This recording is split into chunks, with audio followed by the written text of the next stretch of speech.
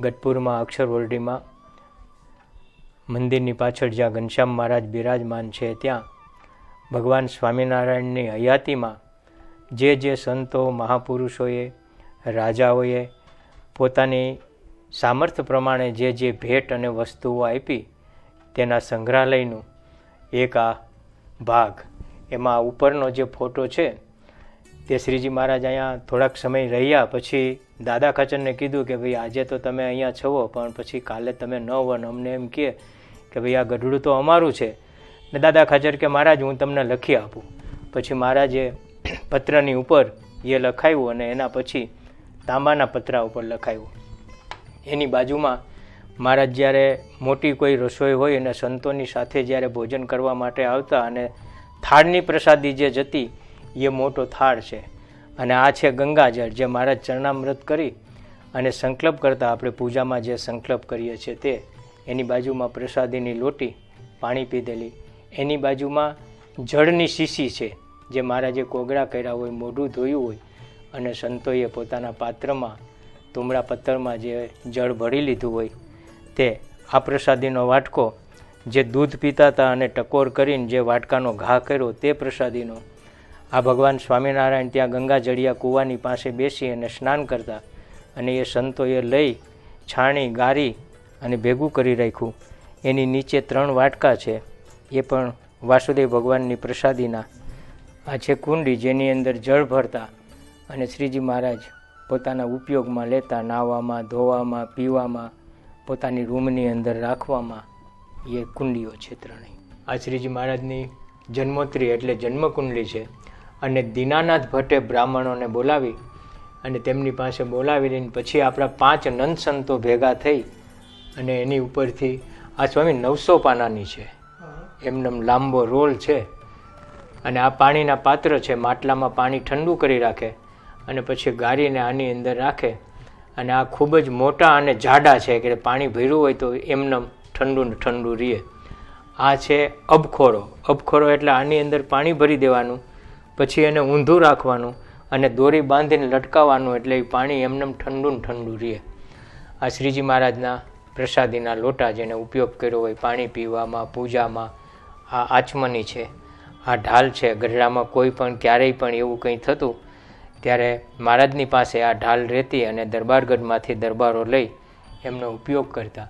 આ પવન પાવડી છે.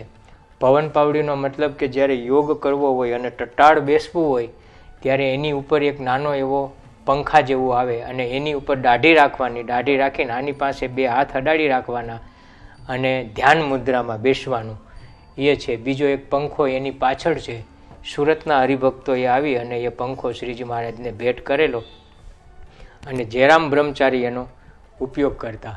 આ પ્રસાદીનો સુરવાલ છે. આ પ્રસાદીનો જામો છે અને બંને સુરતના હરિભક્તોએ લાવી શ્રીજી મહારાજને હાથે પોતાની હાથે સુરતના હરિભક્તોએ બનાવી અને શ્રીજી મહારાજને આપેલો ભેટમાં. શ્રીજી મહારાજે ઘણી વખત એનો ઉપયોગ ઉત્સવ સમયમાં કરેલો. આ ગરમીમાં પંખો કરવા માટે જયરામ બ્રહ્મચારી, મુરજી બ્રહ્મચારી અને નંદસંતો શ્રીજી મહારાજની પાછળ ઊભા રહી અને વીંઝણો એટલે પંખો પણ સોના અને ચાંદીના તારથી બનાવેલો આ પંખો છે. એ શ્રીજી મહારાજને પવન આપવા માટે. અને આ તલવારો, આ બરછી ભાલા, મોટી તલવાર, તીર. આ તીર જે છે એમાં સૂર્યનું ચક્ર છે, રોંગ ચક્ર છે, ગોળાકાય ચક્ર છે.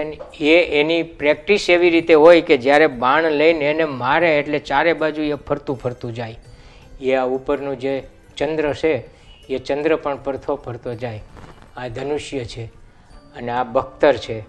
પહેરવાની ટોપી છે. ઝીણા તારથી બનાવેલી એ ટોપી છે અને એ બહુ મજબૂત હોય. કોઈ પણ માથામાં ઘા કરે, લોઢાનો ઘા કરે તો પણ માથાને ઈજા ન થાય એટલી એ જબરજસ્ત આવે. આ ભાથાનું કવર છે એની અંદર રાખવા માટેનું. આ આખો ચરણાઈમિંદનો ભાગ છે. એમાં જૂના કપડાં, કોઈ સાદલ હોય, કોઈ જૂનું બીજું નવું કોઈ કપડું હોય. શ્રીજી મહારાજની પાસે આવીને કોઈ પણ ભક્ત આવીને રાજી થાય અને સંતો એને આજ્ઞા કરે કે મહારાજ બહુ રાજી થયા છે ત્યારે મહારાજ કહે માગો. ત્યારે ન માગતા અને માગતા ત્યારે ચરણાવિંદ આપતા. અને આ જે ચરણાવિંદની જોડી છે એ ત્યારની ઉત્સવમાં, સમયમાં ગામડે ગયા હોય હરિભક્તોએ રસોઈ આપી હોય, સંતોને રસોઈ આપી હોય, સંતો રાસ રમ્યા હોય, સંતોએ ધ્યાન ભજન પૂજા કરી હોય, જ્યારે શ્રીજી મહારાજ અંતઃકરણથી પ્રસન્ન થતા અને આશીર્વાદ આપતા ત્યારે ક્યારેક છાતીમાં આપતા અને ક્યારેક કપડામાં આપતા. એ આ અમૂલ્ય ચરણારવિંદો એ ગઢપુરના સંગ્રહાલયમાં અંદાજે 2200થી 2500ની જોડ અત્યારે આપણા મંદિરમાં હયાત છે. બાકી મંડળમાં સંતોની પાસે પૂજામાં જેની પાસે હોય તે અલગ. એની વચ્ચે એક લાંબો મોટો ચાંદીનો લાકડી જેવું જે દેખાય છે એ ચમર એને કહેવાય, કે જ્યારે શ્રીજી મહારાજ સભા કરીને બેસતા ત્યારે એના ઉપર મોટી છત્રી ગોળ આવતી અને એમની પાસે ઊભા રહેતા. છડી, ચમર અને છત્તર જે આપણે કહીએ, સોને કી છડી રૂપે કી મસાલ, જરિયલ કા જામા મોતન કી માલા, એ આ એમનો આખો પહેલો આ છાપો છે. તો ને જે શંખ, ચક્ર, ગદા અને પદ્મ જે આપણે છાપો કહીએ એ વખતની જૂની છાપો.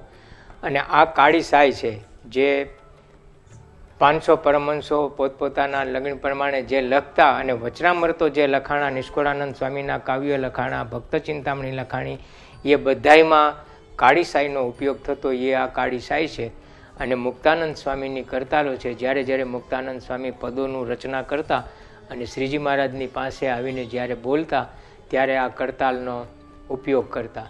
આ ઘોડીના પગનું પાલખું છે.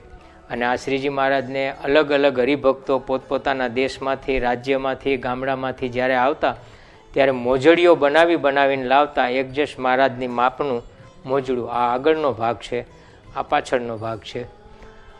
આ ખેસ છે, આ કમળપટ્ટો છે, ધોતિયું છે, આ પ્રસાદીનો ફેંટો એટલે સાફો છે પણ એ મલમલનો છે. પછી બુરાનપુરમાં શ્રીજી મહારાજ ગયા અને મહારાજાએ ત્યાં બોલાવ્યા પછી જે સ્વાગત કર્યું એ બુરાનપુરી ખેસ, જેની અંદર સોનાના તાર અને એકદમ ઝીણી ડિઝાઇન છે. આ સોનેરી કોરનું શેલું છે જે સોનાના તારથી બનાવીને મહારાજને આપેલું. અને શ્રીજી મહારાજ વન વિચરણમાં જ્યારે ગયા ત્યારે જગન્નાથપુરીની અંદર ગયા અને જગન્નાથના મહારાજાને જ્યારે સમાચાર મળ્યા ત્યારે ત્યાં ગયા અને શ્રીજી મહારાજે એમને પરચો પુરાયો અને એમણે જગન્નાથજીનો જે રથ કરેલો એ રથની ઉપર મહારાજને બેસાડવા માટે આ આસનનો ઉપયોગ કરી અને ચોફાડ પાથરી દીધેલો. એ આ ચોફાડ અને પછી છત્રીનો ઓઢો, એટલે જ્યારે બેસે ત્યારે 4 માણસો 4 ખૂણા પકડી અને એની નીચે મંડપ જેવું બનાવે એ છત્રીનો ઓઢો, આ જગન્નાથજીનો ચોપાડ. શ્રીજી મહારાજની ઓઢેલી ગોદડી શિયાળાની જ્યારે ઠંડી હોય ત્યારે, અને આ પ્યોર કોટન એટલે રૂઈના ધાગામાંથી બનાવેલી એ પ્રસાદીની ગોદડી છે. આ માળા છે, દાંતણ છે. આ જે દાંતણ છે એ ગઢડાની બાજુમાં જે ગઢાડી ગામ છે ને, ગઢાડી ગામના આંબા શેઠ એ ત્યાંથી દાંતણ લઈને આવતા અને શ્રીજી મહારાજ અહીંથી સંતોને લઈને ઘેલે સ્નાન કરવા માટે જતા ત્યારે બંને ત્યાં ઘેલાએ સાથે ભેગા થતા. એ દાંતણો આ બધાય છે. આ પ્રસાદીની માળા છે, આ કંઠી છે, આ ડભાણિયા આંબાની ગોઠલી છે જે ડભાણમાંથી આંબો લાવેલા અને એમની પછી કેરી આવીને એ કેરી પ્રથમ કેરી જે આવી તે શ્રીજી મહારાજે પ્રસાદીમાં લીધી. એ આ કેરીનું ગોઠલું. અને આ સંતો હરિભક્તો મહારાજના માટે શેરડી જ્યારે લાવતા ને મહારાજ શેરડી જમતા એ પ્રસાદીના છોતલા એમના. આ માળા બધી છે. આ હાર પહેરાવેલા હોય એ હાર છે, સાકર છે ના. એ કાળી એટલા માટે પડી ગઈ છે કે આમાં દવા નાખી હોય લાંબો સમય રાખવા માટે. એ દવાઈ પણ એ આયુર્વેદિક હોય. કોઈ પણ જાત આ જેટલી આપણી આ જે વસ્તુ છે એમાં કોઈ પણ જાતનું કેમિકલ નથી આવ્યું. બધું આયુર્વેદિક પદ્ધતિથી એનો સંગ્રહ કરવામાં આવેલો છે. નહીં તો આ ગોઠલું છે, ગોઠલાને 250 વર્ષ થયા. શેરડીના છોતાને 250 વર્ષ થયા. આ મહારાજને જે હાર પહેરાવ્યો હોય ને હારની જે કરીઓ નીકળી હોય એ બધી કરીઓ છે ફૂલની. મોગરાના હાર છે, ગુલાબના હાર છે, એની બધાની પાંખડીઓ છે. આ માળા છે. એટલે કોઈ પણ કેમિકલ આપણે ત્યાં અહીંયા પ્રસાદીની વસ્તુમાં કેમિકલ, આ જાયફળ છે, દૂધપાકમાં હોય બીજું હોય એમ બનાવવા માટે શ્રીજી મહારાજની પાસે લાવ્યા હોય એ જાયફળ હજી એવા ને એવા. આ સુરતના ઓશિકા છે પણ આની અંદર જે રૂ છે એ કોઈ પણ રૂ કે કોટમ નથી. મશરૂમનું જે રૂ કહેવાય એ મશરૂમનું રૂ છે. 3 ફૂટનું ગાડલું હોય અને એની ઉપર આપણે સર યાને મસ્તક રાખ્યું હોય તો બેય ભેગું થઈ જાય એટલું મુલાયમ આવે મશરૂમ. આ મશરૂમના ઓશિકા છે. આપણા સંપ્રદાયમાં સમાધિ પ્રકરણ જે શ્રીજી મહારાજે ચલાવેલું એ અદ્ભુત આ છડી કે છડી શ્રીજી મહારાજ એમની પાસે રાખતા, અને જેને કોઈ સંકલ્પ હોય ને જેને જે કોઈને દેવતા જોવા હોય, કોઈને ધામ જોવા હોય, કોઈને વૈકુંઠ જોવું હોય, કોઈને બ્રહ્મલ જોવું હોય, કોઈને કૈલાસ ધામ જોવું હોય, તો શ્રીજી મહારાજ અંતર્યામીપણે ખબર પડી જતી. ને આ જે છડી છે એની સામે ખાલી છડી મારતા, દૂરથી મારતા તો પણ એને સમાધિ થઈ જતી ને પોતાના સંકલ્પ પ્રમાણે એમને જોવા મળતા. જે સંકલ્પ કર્યો હોય એ એમને જોવા મળતું. એ આ અદ્ભુત છડી, આ ચટઈઓ છે, જે ચટઈની અંદર શ્રીજી મહારાજ બેસતા અને પછી એમણે સંતોને આપી દીધી.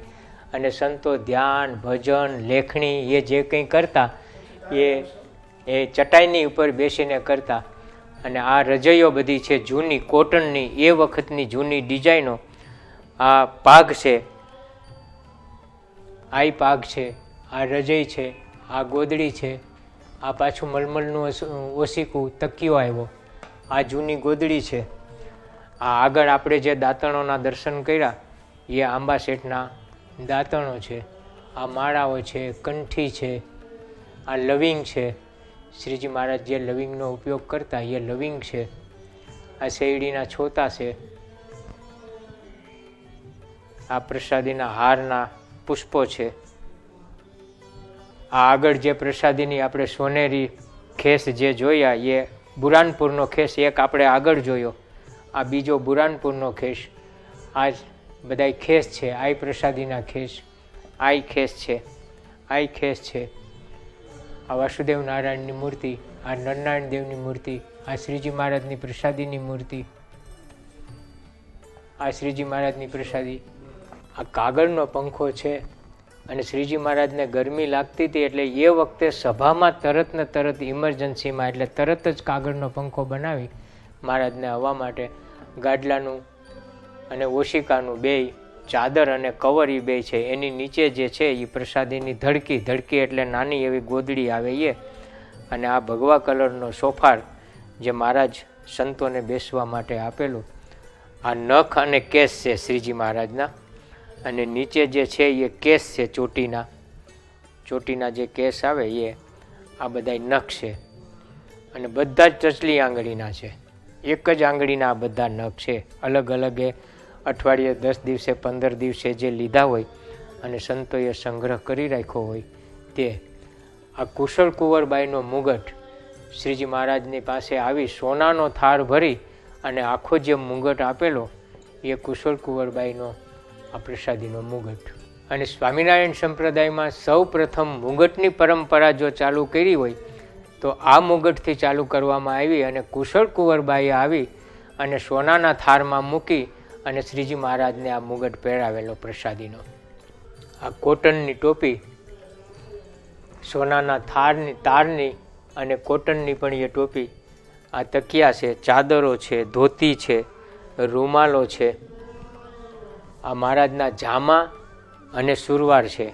એમાં સોનેરી તાર આ પણ સાથે બનાવેલો. સિંગલ મશીન, જે હાથનું મશીન આવતું એ હાથના મશીનથી.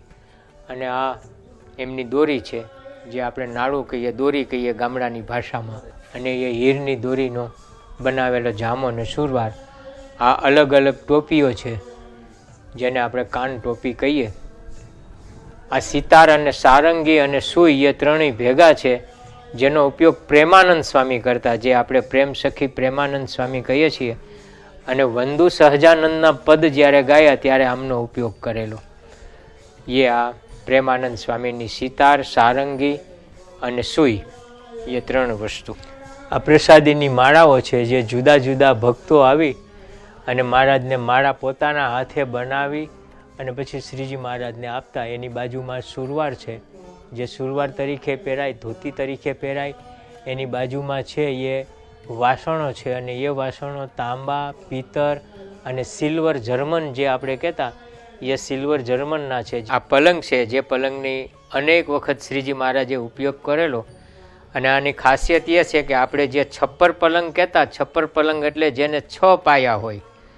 મોટા ભાગે 4 પાયાનો જ પલંગ હોય, પણ આ 6 પાયાનો પલંગ છે, છપ્પર પલંગ. આ દિવસે જે વચનામૃતો લખાણા અને એનું પછી જે 5 સંતોએ બેસીને રાતમાં જે તારણ કાઢતા એ આમના સહારે કાઢતા, દીવાના સહારે. આપણે સ્વામિનારાયણ સંપ્રદાયની અંદર સર્વપ્રથમ શ્રીજી મહારાજે લોયાની અંદર જે રીંગણાનું શાક બનાવ્યું અને રીંગણાના શાકનો જે વઘાર કર્યો એ વઘારનું આ વાસણ, આટલા બધા મોટા વાસણમાં વઘાર કરી અને શ્રીજી મહારાજે રીંગણાનો ઓરો બનાવી અને સંતોને પંક્તિમાં જે પીરસેલું એ પહેલો વહેલો વઘાર લોયામાં શ્રીજી મહારાજે કરેલો, એ પ્રસાદીની રંગોળી.